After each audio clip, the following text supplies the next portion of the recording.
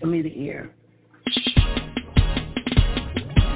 It's a new thing that's sweeping the land when you don't know which way to go. The answer is Jesus and Elevation Radio.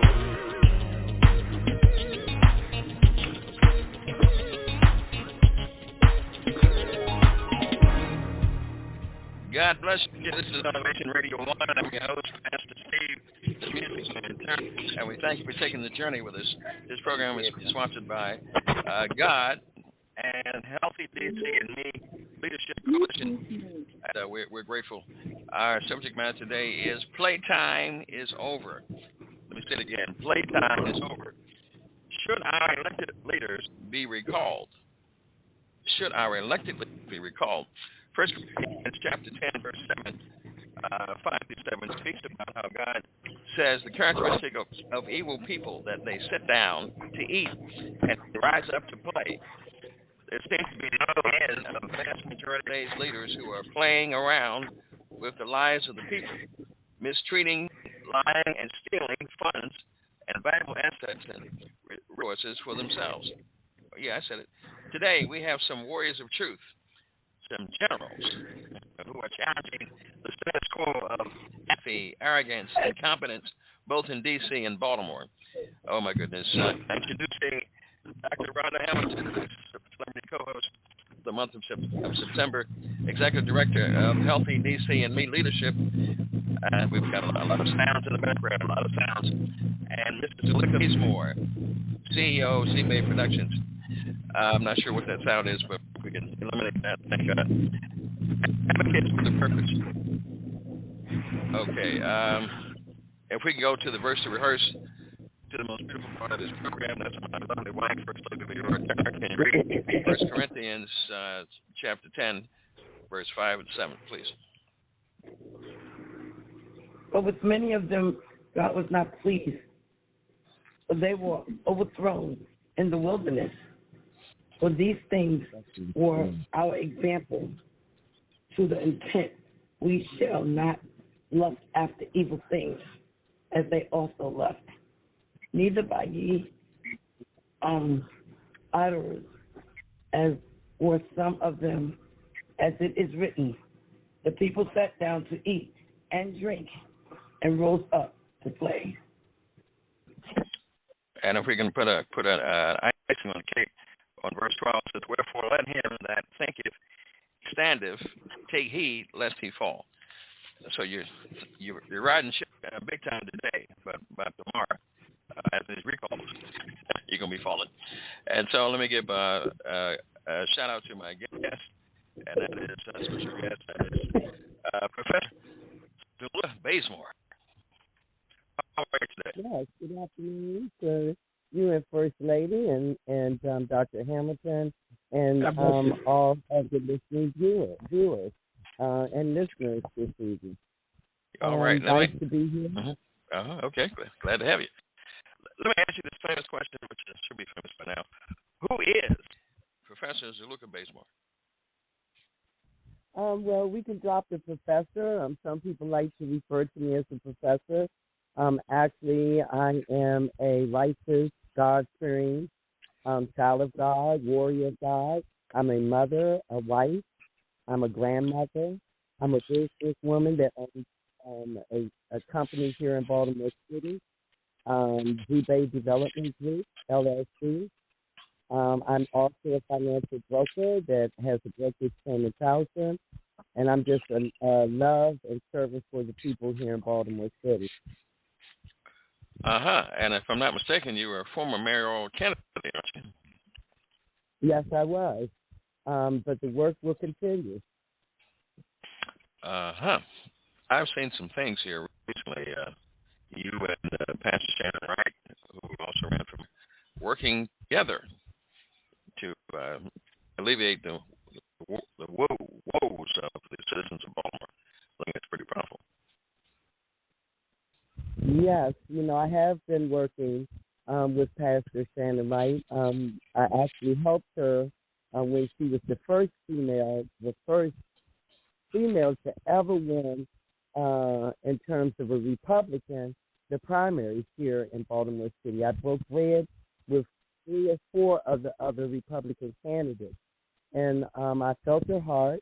I saw some of the things that she wanted to bring. We were in with some issues and also some solutions. So, yes, I have worked with her. She is now Director of Urban Empowerment Project, which is a project that she's been working on to address the issues of the food deserts here in Baltimore City. I also see that you have been working with my celebrity co-host, Dr. Rhonda Hamilton. And tell us about who is Rhonda Hamilton. Let's get that up. God bless you all, and it's an honor to be here another week. First and foremost, Pastor Turner and First Lady Eora, and also my dear soldierette on the ground, Zulieka Bayzmore. Hello, Queen. I am Rhonda Hamilton, a God-fearing woman who's the daughter of schizophrenia and the daughter of drug addiction. I always lead with that because it's important to understand that no matter how far we go, we are products of where we come from, and I never want to forget that. I'm blessed to also be an advocate of mental health in the nation's capital and the surrounding areas, and I am also blessed to be able to be the president of the Healthy BCME Leadership Coalition, which is a nonprofit group of organizations on the ground that have come together to address the very inequities and circumstances that both you and the beautiful queen have just spoken about. And so now that we have the pleasantries out the way, we play the format. Let's get into the war. Let's get into the meat. And that is that I'm going to throw some things out. Well, let me say this first. I saw 3 Queen generals up in D.C. socially forming and liberating and announcing to the powers that be what was necessary to do for the homeless. And I saw that on Thursday on a Facebook Live. Can any one of you elaborate that, or causing politicians and folks up there to be sweating a dollar? I could be brief, and then I want Dr. Hamilton to really talk about what they're doing. We was humbly honored to work and come back home to my hometown, my native hometown of Washington, D.C. this week. I'm in and out of D.C. at least twice a month, but it was humbling, and I was honored that through the connection of you, Dr. Turner, connecting Dr. Hamilton and myself together, we were able to come together on one accord as it pertains to our most vulnerable citizens in Washington, D.C., as well as Baltimore City. And Dr. Turner, as you and First Lady know, we've been in the news on all 4 of the local stations over the past 18 months.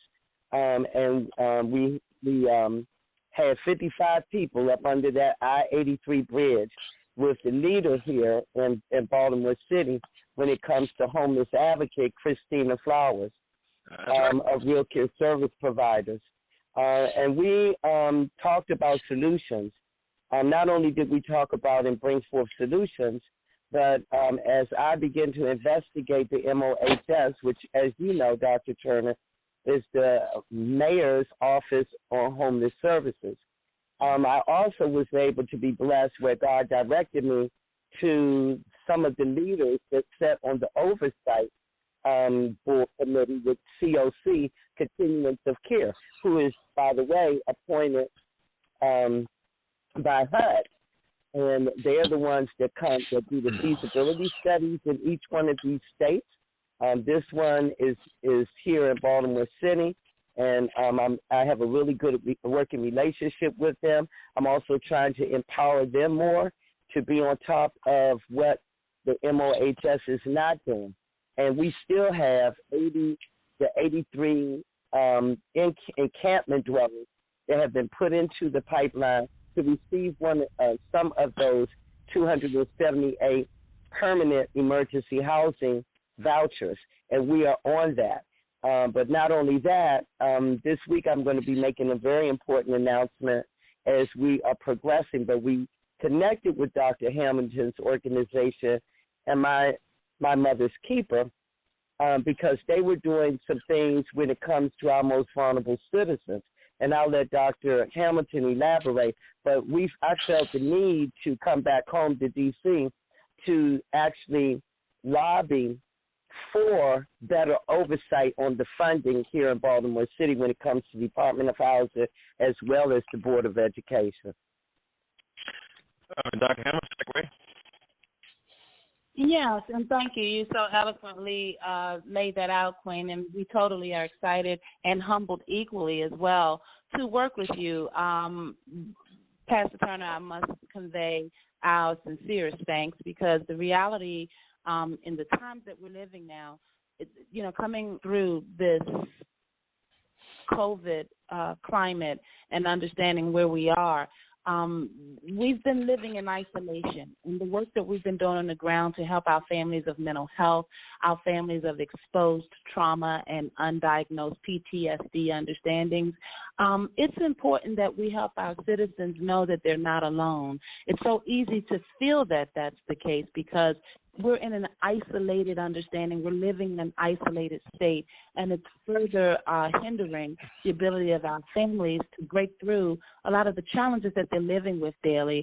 And we on the ground, what we've been witnessing here in the DMV area, because we understand that this is not unique to the citizens of D.C. We're hoping as the nation's capital to represent as an example to our citizens throughout, as well as in Baltimore. And we realize that what we're seeing all too often is that uneducated citizens, along with slumlord and housing understandings and communities and governing that leaves out their issues, it's a formula for ongoing governmental neglect and human rights violations. And you're coming forward as advocates more so to help the people become empowered. There are so many voices that are silenced when they're left to live in the states that they're living in. I would say that Ms. Bayzmore was fortunate to come and join us in a community where her dear husband, I understand, has roots, Woodbury Village over in Ward 8 Southeast D.C. We were so happy to see them come down and help to support the mobilization of our citizens on the ground. I could go on, but I won't because I know we're going to cover quite a bit. But the most important thing I want to point out is we went to the Rayburn building to call attention to the gross level of neglect that our homeless population, our exposed and vulnerable citizens have been dealing with when our governmental folks are not willing to appropriate funding and programs to help them to come out of the cycles of despair that they're left to live in. And so we went there to empower them and to raise the level of awareness and, most importantly, to call for the audit of these types of processes. Absolutely. Wait. Hold on a second. Did you say forensic audit? Lord have mercy. Add that word forensic, because that's vital. You already know where I'm going, Dr. Turner. I'm getting here. What is, some people are asking, and if you have a question, call it 1-914-205-5353. What is a forensic audit? I'm just scared about that. I can answer that. I used to be an auditor, and with the new technology and science, forensic auditors, they can gather all types of paper trails. They can plug into banking accounts. They can find money that you even thought was hidden. Okay, they can look at whether or not that money has been filtered and redirected. They can look and match receipts. They can look and match who actually handled that money. They can look at the paper trails. They can do all of that. These are like the FBI people of the money world. Okay, and they're going, if there's any money that's hidden, they're going to find it. Let me ask you this question, because in the news, really like Fox 45, they seem to catch everything. Augusta Falls has ghost students. Folks never really gone to school. Wow. They collect the money in that. And there's another allegation now about a principal. Dead students. Oh my God. Oh, you think I'm playing? Dead students. Yeah, that's what I said. Preliminary things. This probably has been going on forever. Yes, it has. Absolutely. Now, I will give you an update. Okay. Yeah, I will give you an update. I actually wrote to and requested a formal meeting with the chair of the Senate in Annapolis a couple of weeks ago, Senator McCary. And thank you to my friend as well as now my mentor, Senator Barbara Robinson. You know, she did some great work for decades in Annapolis, even when it came to passing in 1 year 35 different bills, legislation that she brought before the floor that really would help Baltimore City and other surrounding counties. And one thing that I did appreciate that happened this week as an update is that the county board of superintendents and the legislators actually did get an audit done. Now, how deep that audit and how thorough that audit was, it brought out a lot of things that actually is also taking place in Baltimore County schools, where you have hundreds of students that have been out of the classroom, but our tax dollars are still going to those schools to pay for those schools. Now, just like Cherry Snow of 1090 WBAL said this week, oh, well, we shouldn't take the audit's report and use it as a weapon to go after, you know, the administrator. Oh, well, I say I beg to differ, because unless we begin to actually hold those officials accountable, some criminal elements need to be involved, because I would call this almost ready where it could come under the RICO Act. Okay, and we need to track those individuals down. In case those people don't know what the RICO 1970 RICO Act is the feds coming after you for racketeering and corruption, and that includes our governmental officials. So that's why it's so important to get a thorough audit. I like the Amen. Flint House. Go ahead, Doctor. I just wanted to add something. You touched on quite a bit there, Queen, and you're so right. You talked about being having your mentors down in the Annapolis, where our state capital and where the legislating is going on. And I just wanted to add, I had the pleasure of meeting, thanks to you, Mr. Turner, your connections with Mr. Cole Rowan and the Caucus of African American Leaders, who are taking up the time to go down to Ocean City in October. We're going to join them. I'm sorry, call Snowden. And the reality is that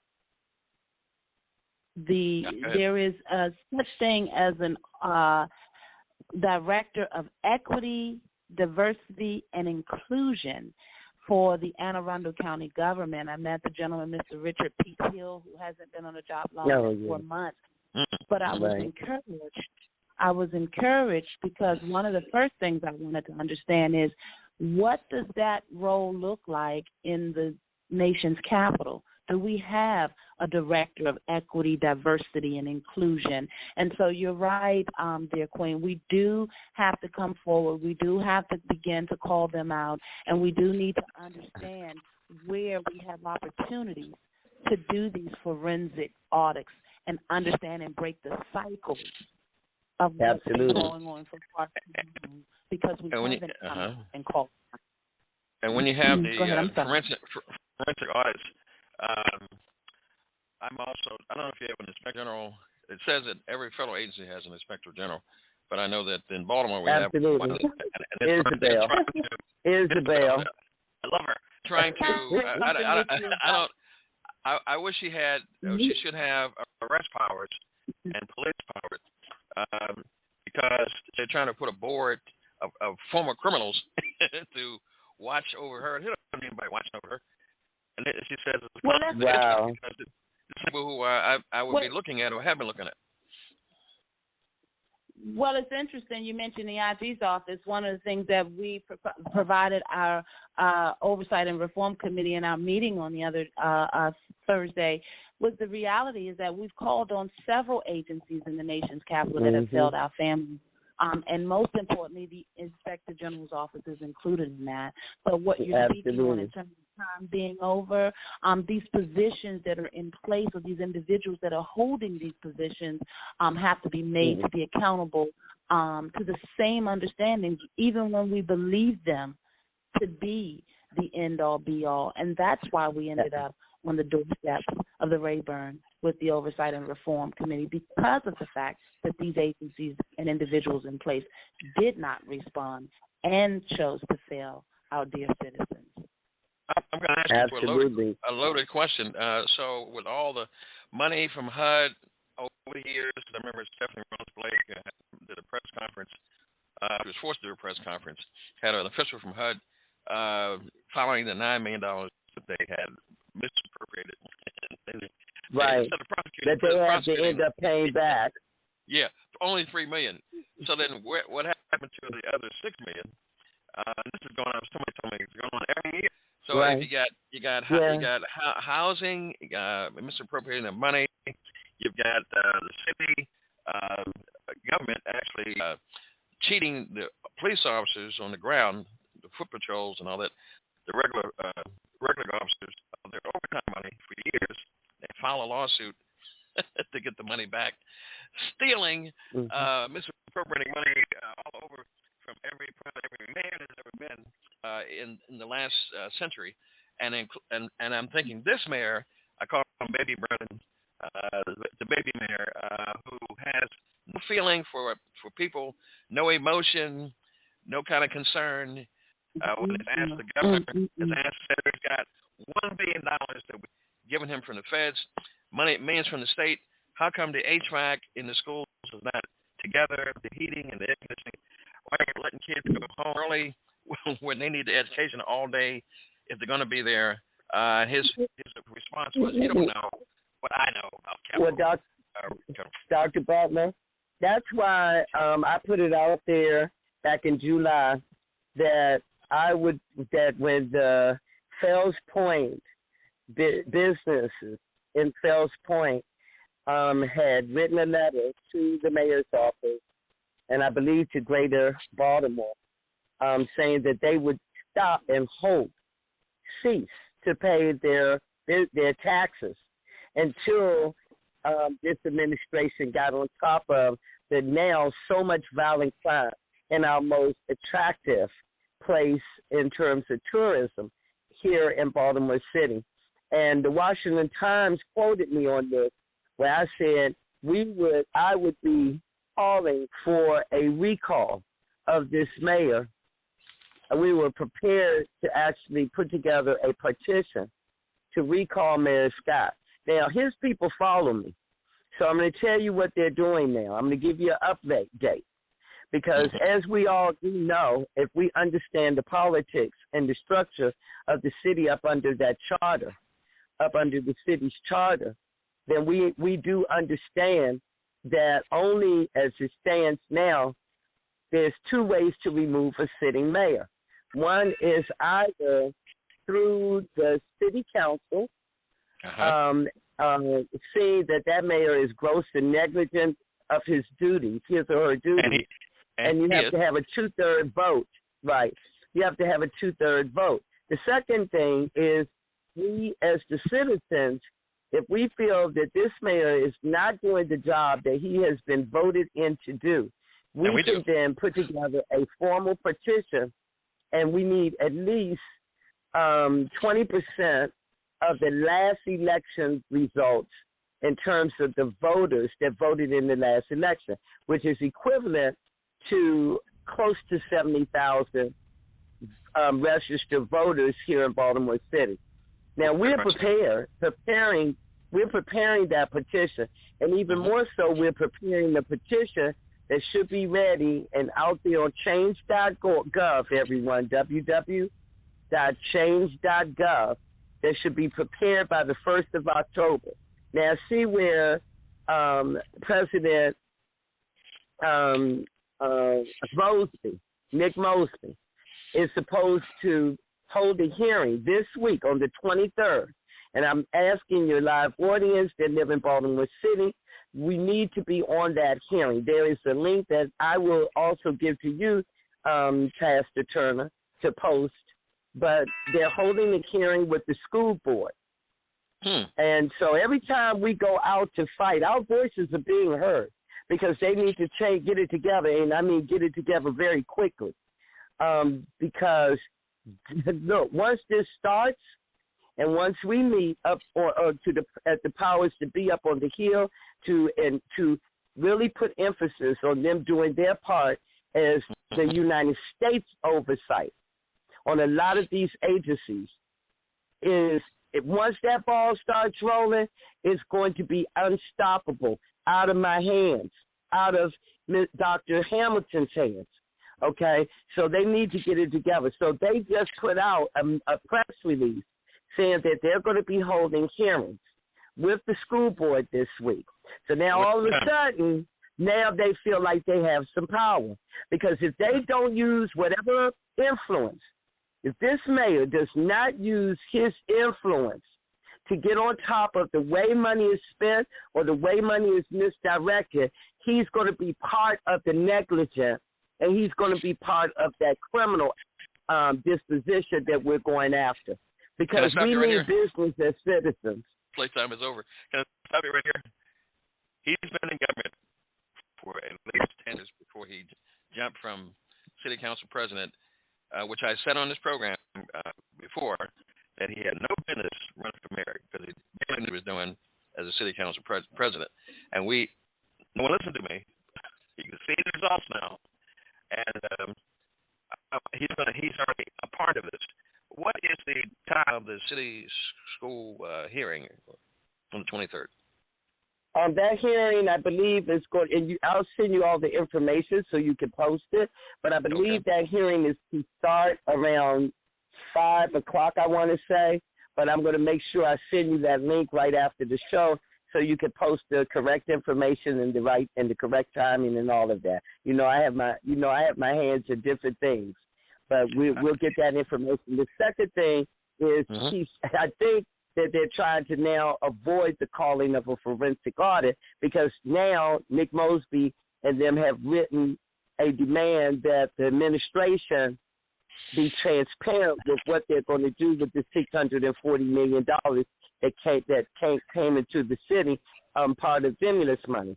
And so I'm just getting an email from Brandon Scott's office today saying that he's going to take a portion of it, and now he's going to open up they're going to open up a portal where nonprofits, even smaller nonprofits, minimum $250,000 can go. You can small nonprofits can go after in order to get awarded some of that stimulus money, and also to some of the small businesses that have been affected by the pandemic and the closing of the city. But we're going to watch that money. So thank God that they at least put out a press release to the Baltimore Sun. So they're going to continue to hear our voices, because when they know we the people are watching, then it puts them in a corner where they must act, and they must act appropriately. Because I told him we're going to watch every single move they are making. That's the voice of the Citizens Accountability Movement, is that right? That's our Voice of the Citizens Accountability Movement, which I am co-organizer, and Christina Flowers is the other organizer. But we're going to keep our eyes, and you know that I am the director for the BCRCC Grassroots Subcommittee, and so for me, that's part of my mission, is to interact and to work and help smaller leaders on the grounds of Baltimore City and our most vulnerable individuals. Well, so we don't need the title as mayor. Yeah, we don't need the title as mayor. We're going to continue to do the work that God has planted in us to do. Let's go back. I do have a law enforcement background. Okay. You have to go back. I say go back a decade. Go back to Stephen Blake and come back up. because the question I want to ask is how many Captain Pierre had show businesses around him. This is not a new thing. I'm wondering how many other show businesses and nepotism and family-related consultants are working because, you know what I'm saying? I know exactly what you're saying. Yes, I do too. I'm glad you broke that, Pastor Turner. Okay. That's what I'm concerned is being in Washington, D.C. Obviously, Baltimore has their own specific focus and concerns. Many of them we shadow, but many of them we also worry about being in a political town and having political influence in these elected positions. One of the concerns we had specifically in the community where we were working with, where Ms. Bayzmore and Mr. Bayzmore came down, was that the management in that Capital Realty, I'll name them, they're out of New York. And what our concerns are is that these entities are just in tax cases or some other influences in the understandings of these political campaigns. And then it becomes impossible to get our agencies and individuals to act. And I speak specifically about our suspicions for the Office of Attorney General, where they will not call them out for the slumlord behavior, and every piece of information provided to them to prove that these gross negligence were occurring, they've provided that information directly to the attorney for the management company, as opposed to using it to prepare legislation on behalf of protections of the citizens. And so we're concerned about these trails and these back office meetings and these shell company understandings that funnel monies that should be going to our citizens. So it's interesting that you bring that up. Absolutely, Playtime needs to be over. Yeah, this is a and you know, scenario here. You know, Dr. Turner, when you brought up shell companies, and me being in the financial industry, I'm going to tell you how detrimental that can become. Because when you're working with shell companies, a lot of those companies, if they're companies like Dr. Hamilton just brought up from out of New York, those companies have a great impact on Wall Street. Because look at what happened in 2002 when you had another stock market crash. It was due to shell companies. People that have developed, have put informed companies on paper, but really didn't really have a product or a service, and it was the .com that caused the crash. Thousands and thousands of just shell companies that are just companies on paper, but have no significant purpose or not actually creating any products or providing any services, and that too must stop. And we're just talking about a forensic audit, because a forensic audit will actually disclose and will actually identify whether or not that entity is real and it's actually producing or providing services, or whether it's just a company on paper. Let me ask you this question. You're absolutely correct. Let me ask you this question and throw it out. Let either one of you jump on. But I watch one of my favorite law enforcement shows is American Greed. It's amazing how you see individuals who defraud the government and defraud citizens and clients, and they always end up usually going to jail when they catch them, if they catch them. Thank you. But how is it that a government official, how is it that city council, Nick Mosby or Brandon Hyde or Jack Young, especially Jack Young, can he's a millionaire owning some of the city hotels, can get away with this and not? Well, that's because people have allowed them to, and that's why I thank God that He's brought me here and have me out of the circles. Because the bottom line is, we need to gather enough evidence, enough testimony, and the school board, Fox 45 has done a dynamic and efficient job.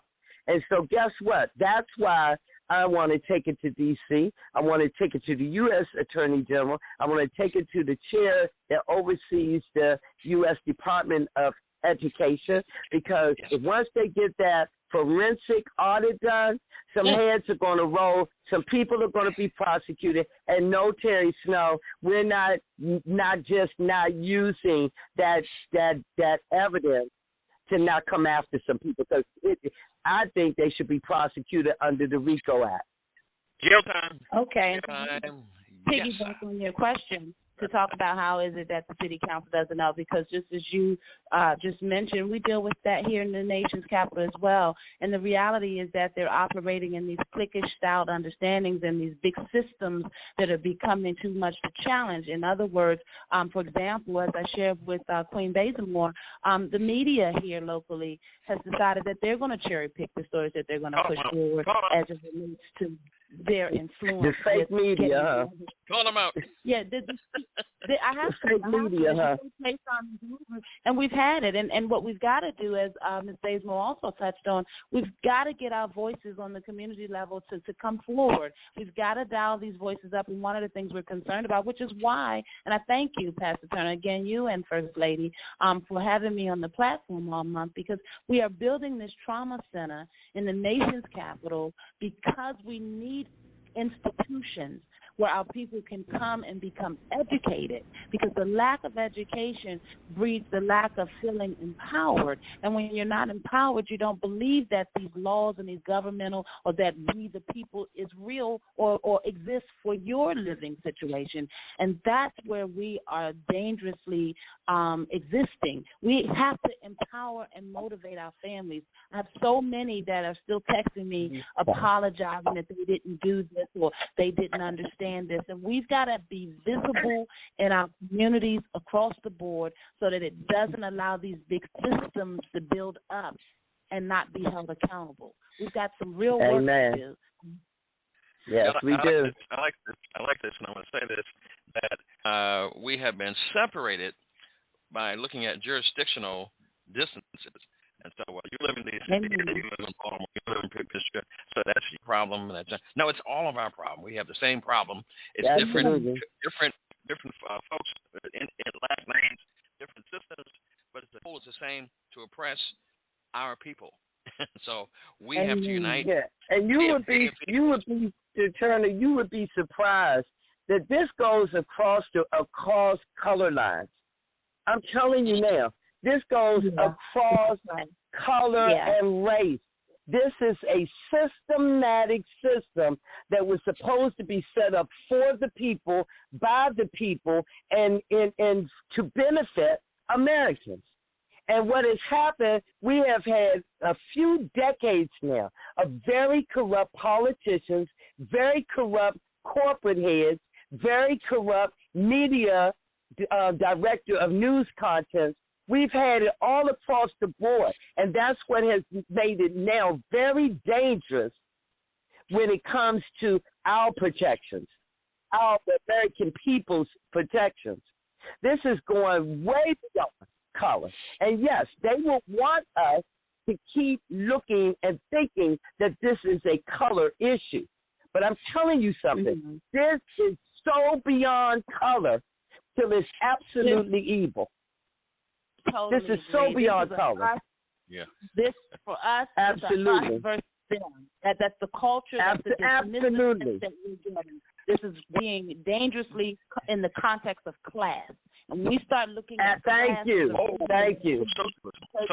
Citizens, we're in trouble. Absolutely. See, if they could divide us, and they could keep us divided based on race, then guess what? You understand that America is only made up of about 19% of black and people of color population. But guess what? When you start looking, if we start all coming together as a whole, and Martin Luther King Jr. was a master at bringing all of us together as a whole, whites, blacks, Asians, he didn't care.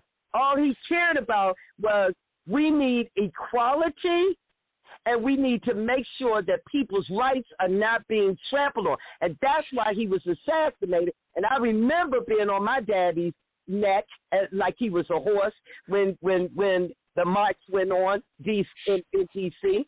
before he was assassinated. I was 6 years old. Okay? So let me tell you something. As long as they can keep just deceiving and separating us as a people, as a whole, as Americans, honey, they know if all of us come together and it's a real us versus them, they don't have anything coming. And that, my friend, will actually dismantle a system that they have built now that is really not for us, the American people. Okay, and so I love that. I want to piggyback and share with you 2 points. One, as a mental health. Wait a minute. Let me get a word in my own program. Good God, 205-5353. I just wanted to say that a race war is coming. That is something that an author, I got to dig up the book, had written years ago. That's what they wanted to do: legalize drugs, which is in the process of happening in a lot of cases, and also have a race war.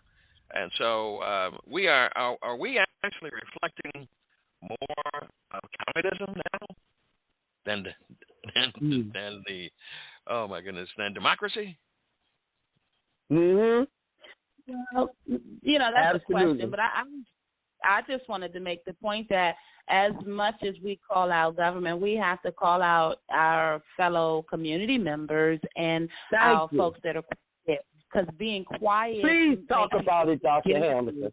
I want to turn that accountability, turn that mirror on ourselves. You can't do that. They're not going to be able to keep a point. You can't do that. Don't stay apart.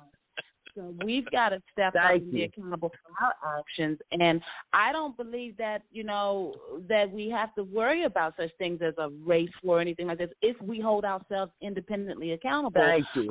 In Annapolis, right at that Capitol, there's an erected monument of Mr. Carl Snowden pointed out for me that of the March on Washington with the names of the individuals who got on that bus.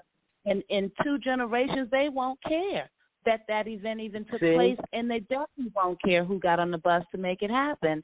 And so we have to hold ourselves accountable to stay connected to our history and stay knowledgeable about how it is that they get us so divided. So I just want to speak to the accountability piece for us, for our colleagues, our neighbors, our coworkers, our fellow activists and advocates. We all have a responsibility, as my dear Queen just said, to call them out and to make sure that we don't stay quiet. The accountability. Thank you. Have some courage. Also have some integrity, that they can't give you a few pieces of coins and 30 pieces of silver, so you sell your community. Absolutely. Absolutely. Pastor Butler, and I would like to make a statement, but then ask Dr. Hamilton a question. Because as we also fight here in Baltimore City for school choice, for our tax dollars following our students, for accountability, there's also accountability to family, to parents, to raise your children in the righteous way, in the pathway where you're grooming them to be eager to learn. I was eager to learn. I love school. If I had to stay out of school a day, I'll never forget my mom making me stay home in the 2nd grade because I came down with the measles. And I cried and cried and cried. And because I wanted to go to school, and we have to plant that love of learning in our children from the time they can say mama, dada. We have to be that responsible parent. We were talking about even parents. Remember, it used to be truant officers. They cut that budget, took truant officers out of the schools. When, baby, if you got a phone call from the daggone truant office, honey, you was as good as almost. You were going to get worn out. You were going to get punished for a month. No outside for you. No TV for you. And so we need to actually understand that education starts at home first with our parents, with parenting. You have to be the righteous parent. You have to be that. And for babies that are having babies, we need to not be afraid to talk about celibacy. You know, it's so important that we teach our children, because it was taboo when I was coming up, that nobody talked in the house talked about sex. You know, everybody was in an uproar when sex education came on, with health classes came in elementary school. But guess what? We need more of that. We need more of that, because if we don't teach and educate our children to practice celibacy, to set goals in life, to get your education first, to look at life seriously from the time you are a teenager, or even when you're an adolescent, to take the point of going to school as if it's your job, it's your career. I looked at school as being my educational career. At 9 years old, I was telling my teachers when they asked, what do you want to be when you grow up? I said, a businesswoman. Well, I knew how important it was for me to learn math, to learn how to read, to learn English, to learn how to write. They've taken cursing out of the school system here in Baltimore City. Are you for real? How can you take cursing, teaching a child how to write their name, how to sign their name? And no wonder the Democrats and different people are so concerned about leaving people of color out of the election when you're just calling for a daggone voter's ID. You know, they think all of us are naive where we can't even sign our name. Well, you guys are creating a situation any time you want to take cursing out of the education, out of the elementary school. Yes. I was signing my name in the daggone before I got to the first grade. Are you for real? Yeah, there's quite a bit. Well, they took that out and they put homosexuality in. Who is responsible for this nonsense? Well, of course, we're going to have some. Recall them all. Of course, you're going to have some of those types of outputs and results. We've got to get back to being community again. I mean, you talk about, what it looked like for us, but the reality is, where are our big mamas in the community? Where are our, for me, it didn't have to take the Trump off. We were going to skip school. No, we weren't, because Miss Johnson, Miss Wright, and everybody else was chiming in. But now we're in a climate where guns are running rampant. And police officers were officer friendlies. They knew you by name. They knew. I remember getting ready to ride my bike in the street, and the police officer caught my little bike and said, Miss Moore, I know your mother will have a fit. You know you ain't supposed to be riding that bike in the street. Yeah, and we said it took a village. It took a village, and we've got to get back to that. Everybody's so private. Everybody's fighting and in the struggle. Everybody's surviving. And we've got to make sure that our folks realize that this is not an independent fight. We talked the last couple of weeks. We were meant to commune. We were meant to fellowship, and we've got to teach our people how to get back to that. And when I say our people, it's just us and it's them. Those of us that are fighting this good fight for our low class and low income and our homeless and displaced and slumlord realities, we've got to be able to rise up and help them to understand that even within their despair, there's an understanding, or has to be an understanding, of community. We have to care about one another if we want to get through right. Let me go here, since we're talking about later. Let me go into the church. I was driving by with my wife, and she saw a bunch of, I guess, basically thug element sitting, 3 or 4 of them sitting by the church, smoking cigarettes and drinking beer. I said, it used to be back in the day where they would put a cigarette out. There's a church mother here. When you're next to the building, the house of God, let's have some respect. But now they have respect for any edifice or church building or people of God. It should to some of the pastors we recall. Yeah, but Pastor Turner, to be honest with you, I see a zombie state out there. I see folks. Yeah, you like me. That's what I see. She's saying the same thing I said, Kenny. my brother's on the corner shooting dice, and these are parts of the community. Everybody has a role and a level of accountability to the community. And Absolutely. when our lives have took us to the point where we can't respect or acknowledge the need to give it, then we're in trouble. And that's why it's important that the education has to come back and the accountability piece. There are red flags going off in all of these communities and all of these settings. And one of them, Pastor Turner, is when they don't recognize the need to see that there's a first lady present, or that, you know, they should show the respect. To me, that's the first line of defense for us. We've got to go right there and do some work. Because we weren't always like this, but there are breakdowns that have happened. Folks don't trust anymore. We're not a community anymore. So I can't expect for them to act a certain way when I'm seeing all these red flags. So we're in trouble. You know one of the major things that I saw happening in the 90s that I just went up in arms over was people were starting, people like in their 50s. And above were starting to gate their homes, their windows, their doors.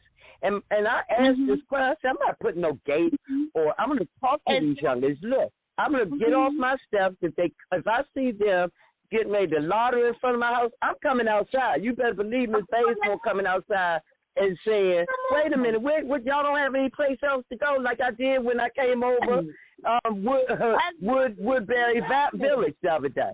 And wait a minute, hold up. You guys know better than this. Y'all don't have another place y'all could go shoot your dice? And one young brother told me that we don't have any rec centers or anything around here. And I said, but we have elderly people. Look at the elders, look at the seniors across the street. And one older brother said, looked like he was in his 50s. He said, you right, young lady, you right. We didn't used to do this. You right, we really shouldn't be doing this. Absolutely, but here's the thing. What happens to the teachable moments, Queen? You know what I'm saying? We can always call it out, but then in that moment, how do we turn those situations? And then do we go back? Because, see, the reality is that they know that it's a moment, we're gone, and then they're going to go right back in the block again. But guess what? And we're not going to make it a moment. We're not going to make it a moment, Queen. We're not going to make it a moment because Mr. Bayzmore not going to come over there. Yeah, we're going to come over there. I done talked to the chaplain over there. We're going to come over there, and we're going to make a difference to help y'all make a difference because it can't just be a moment. And see, that's the problem. We call it out, and like you said, it's a moment. Absolutely. That's what and it's got to be more than a moment. All right. Absolutely. This has to be okay. All right, here we go. I'm done. Let me. But she is so on point. She's right. All right. Let me. You keep starting the fires. Yeah, she's absolutely right.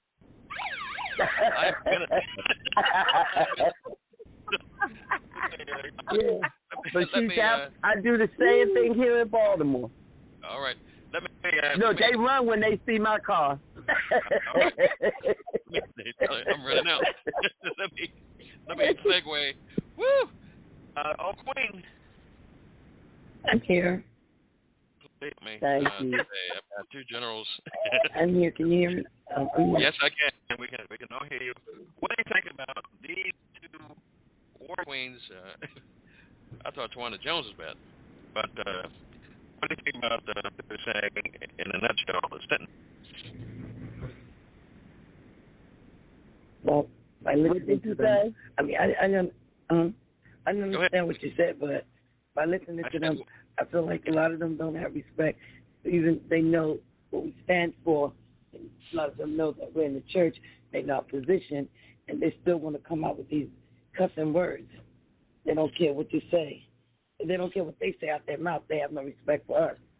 As people in the church. Well, I don't go to church. When I go to church, the church rolls are declining. Even some pastors are giving up. Yeah. It says a nation that preaches God shall turn to hell. That's what we got here. So unless you have leaders who are worshiping God, who rule and reign and care for people as God would, as Christ would, you're going to have these problems. And when you have pastors who are more political and pastoral, forgot who God they serve. Good God Almighty! Because I told you I went down with Christina Flowers. She'd always get me in trouble.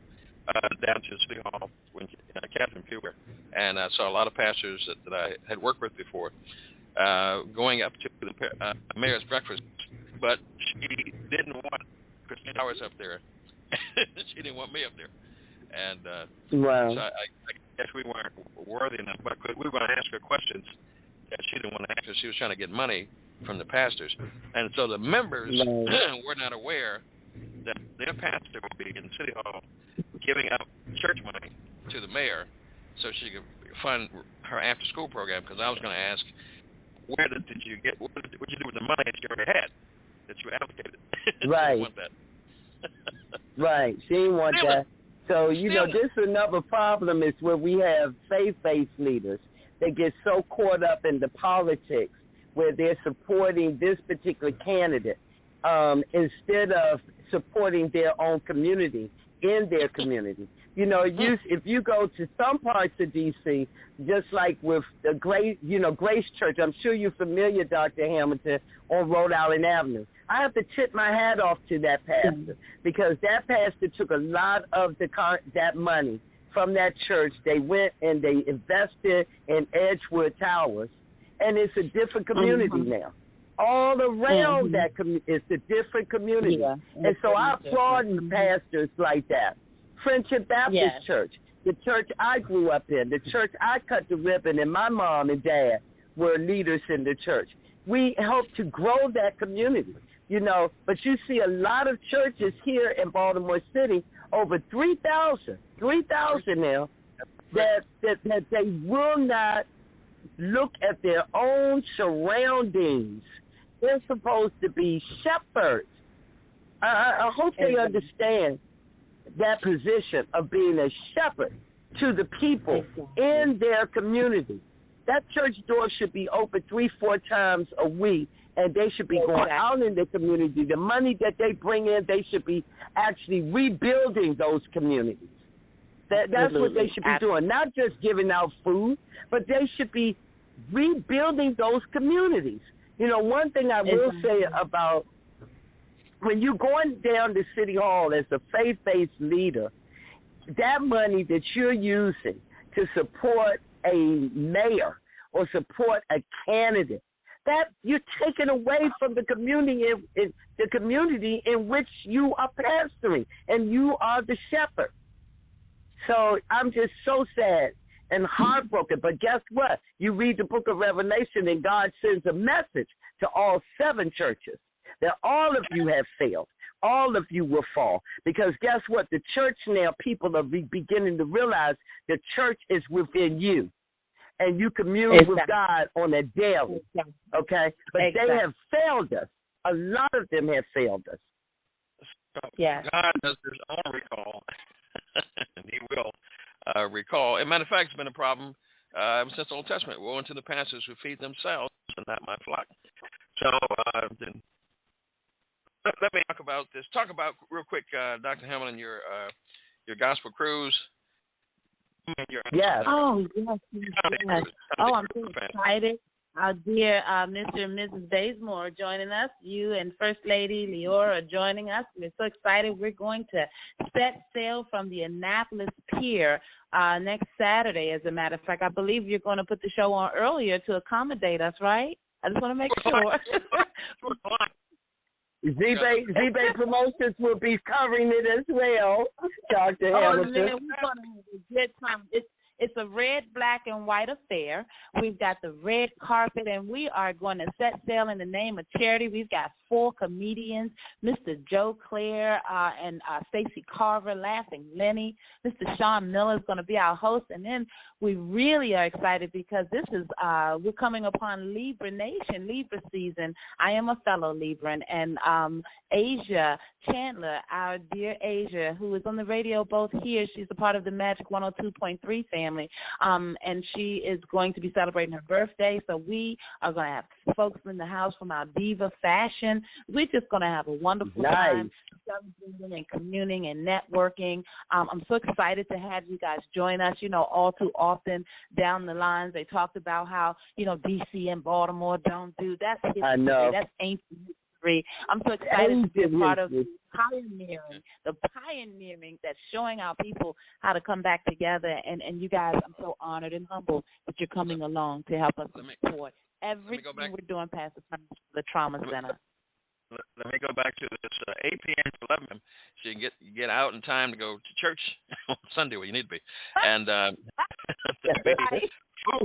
food buffet. Oh, my goodness. And there will be snacks and there will be refreshments. And the Opium Band, live band, music. This is fantastic. Nice. Oh, my goodness. And so we're looking forward, Dr. Hamilton. A red, black, and white outfit. Just say, all of the behind the scenes, when the boat folks found out we wanted to bring our band and all, they said, we have been pulling strings like no other. We've got to start making these kinds of boss moves, as they say, in these arenas where we're traditional. You know, I appreciate it. We're excited. I'm so happy to have you all. And I thank you, Pastor Turner. You're right. We're going to get back by 11. We're about at 8. There's plenty of time for you guys to still participate, I believe. This is being heavily marketed, so I'm not sure right now as I speak to you all how many seats are left, but I can tell you that everyone is inquiring about it. And we just promoted the cruise T-shirt, so make sure you guys are prepared to get your nice. XL we're excited. XL from my wife, 2 XL, please. And if you'd like to get your tickets, you can call at 1-410-302-2737. You can email me at StephenTurnerConsultant@gmail.com and tell me how many tickets you want. And no discounts. It is what it is. That's right. This is going to be a fabulous show. It's going to be fabulous. So I am excited, my husband and I. You mean to tell me that? Okay. You mean to tell me that CB Productions will give me a cameo? You have cameras, sir?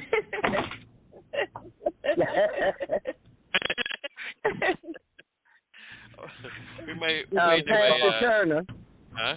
Pastor Turner, I know you're winding down. Can I mention October the 9th real quickly? Yes. So October the 9th, we've already reached out to about 50 leaders on the ground to Baltimore City, and we definitely would love to have you and your 2 or 3 organizations, Dr. Hamilton. We're going to be at the War Museum, the War Memorial down in front of City Hall, and we're going to be talking about school choice as well as money following the students, because that's where it should go. And we will have that partition with Baltimore City voters that can actually sign the day of the event. We'll have people speaking like Pastor Turner. We want to also hear from Dr. Hamilton and also the doctor that Pastor Annie told us about that does the food distribution in D.C. If we can get a hold of him, we would love to have him. Dr. Hamilton.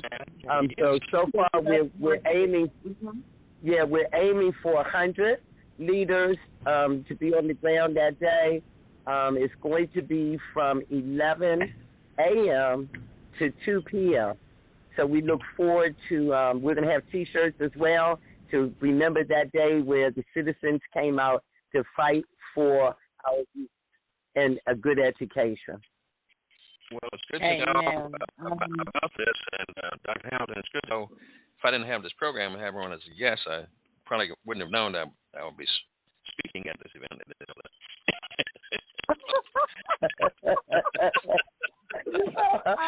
Lord, help us. If you stay ready, we don't have to get ready. We just never know when we're going to be called on. And if I could please, Pastor Turner, please, if I could speak to your viewership or your audience and listenership, I should say.